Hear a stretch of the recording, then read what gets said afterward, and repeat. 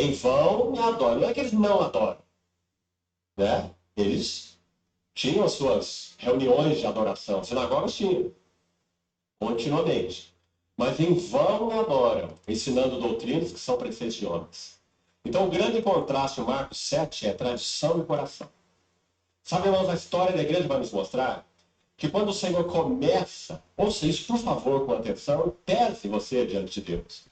Quando o Senhor começa algo com genuinidade, com beleza, com frescor, com realidade espiritual, em um determinado núcleo, esse núcleo pode ser um povo numa cidade, pode ser um estado inteiro, um país inteiro, e às vezes uma região inteira, como já aconteceu nos avivamentos. A primeira geração tem revelação, tem realidade espiritual. A segunda geração tem tradição. Tradição. Aquilo que eles apenas receberam dos seus pais. Essa é a história. Essa é a história de todos os avivamentos, aliás. E a terceira geração, basicamente, já perdeu tudo. E o que ela tem é acomodação. Até a tradição já foi morta. Não quer saber de mais nada. Uma acomodação e uma indiferença total. Então, meus amados irmãos, essa história tem ocorrido em diversas assembleias do nosso país. Pela graça de Deus, eu estou certo de o que ocorreu com os irmãos aqui, porque já disse, já acompanhei essa história antes dela começar, foi um movimento do Senhor. Trazendo frescor, trazendo realidade, trazendo revelação. Muitos foram as lágrimas, que seja mais importante, né? Mas quando nossa alma reage ao que está acontecendo no nosso espírito, é maravilhoso, né? Então, muitos foram as lágrimas, arrependimento, a adoração ao Senhor, diante do que ele estava fazendo, céus abertos, clareza, luz, né? Mas os irmãos já estão juntos há pelo menos 16 anos, 15 para 16 anos. Então, a pergunta precisa permanecer. Será que o que os irmãos têm hoje responde aquilo para o que o Senhor nos chamou? Sim ou não?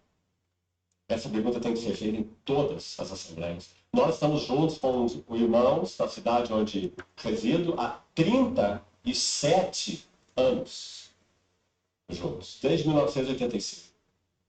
E essa pergunta tem que ser feita continuamente diante de si. A pergunta de Jeremias 2, onde está o Senhor?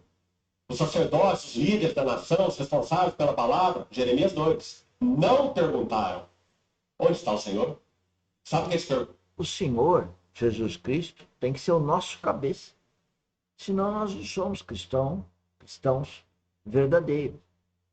Se o Espírito Santo não guia a nossa vida e nós incrementamos o nosso relacionamento com Ele, relacionamento espiritual, lógico, dia após dia, em função das circunstâncias, e se nós não temos como foco ser cristocêntrico e tem Jesus Cristo como nosso cabeça lá à direita de Deus, nós não somos cristãos, não estamos colaborando com o reino de Deus e estamos sendo pedra de tropeço aqueles que estão no governo não,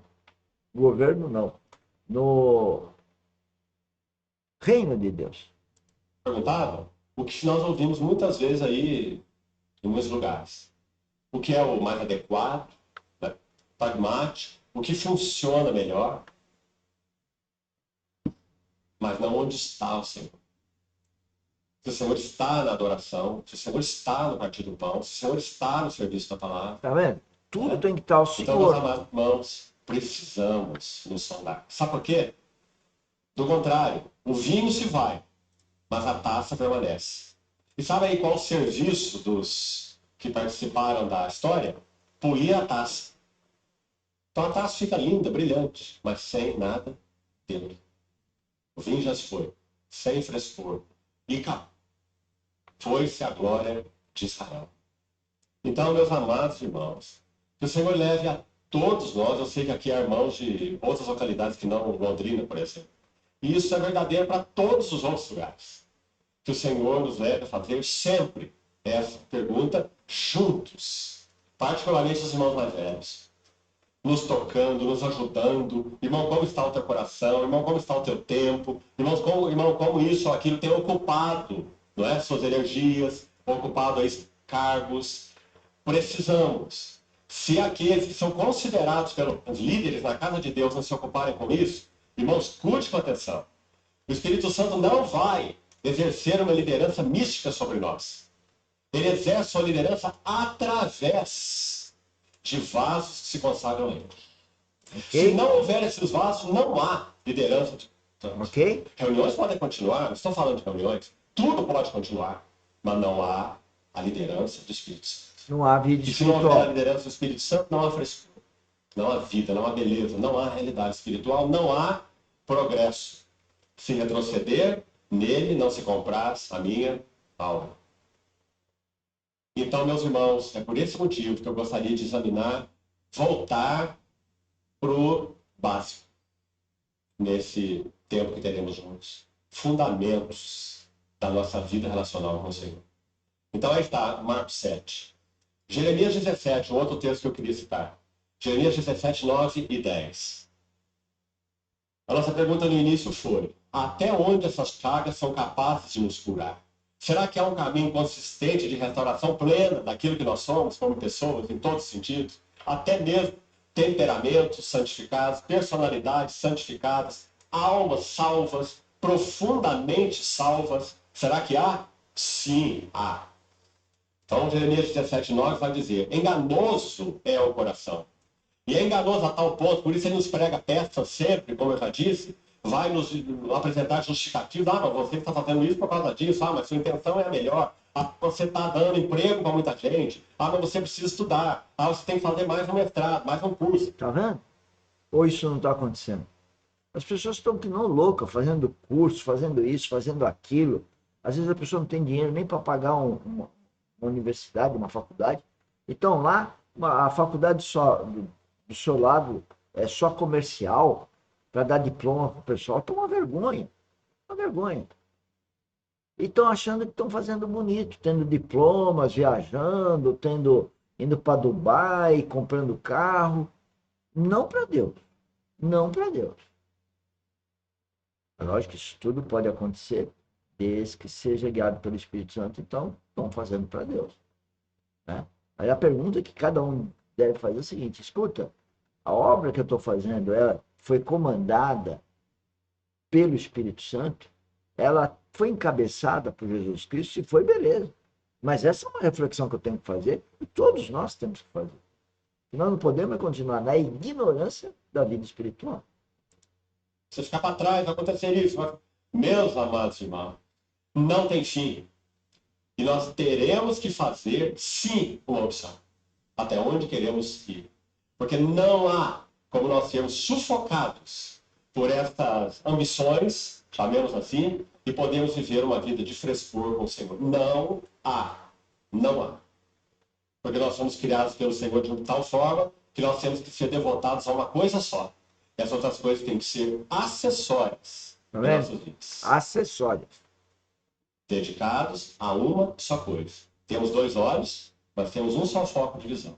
Cristo. Não fomos criados como os passarinhos, tá?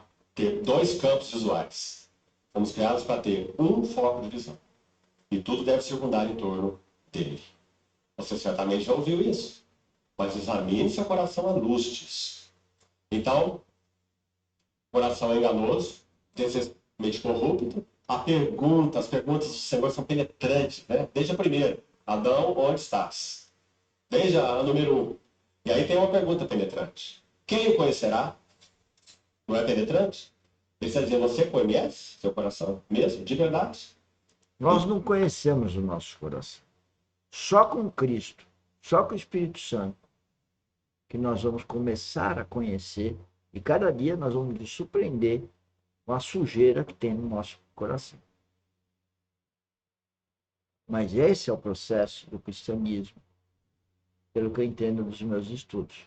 Eu queria colocar nossos estudos aqui, porque eu queria que você viesse para a academia, se compartilhasse esse projeto, para a gente melhorar cada vez mais os nossos treinamentos da vida espiritual. Vem conosco, vamos trabalhar junto. Ele é enganoso e corrupto a tal ponto que eu pergunto, quem o conhecerá? Diz o Senhor. E eu respondo, eu, o Senhor, provo o coração e esquadrinho os pensamentos. Tá vendo? Ele vai dizer, eu conheço, você não. Mas graças a Deus, Ele pode dar e dar a sua mão para nós de tal maneira para nos levar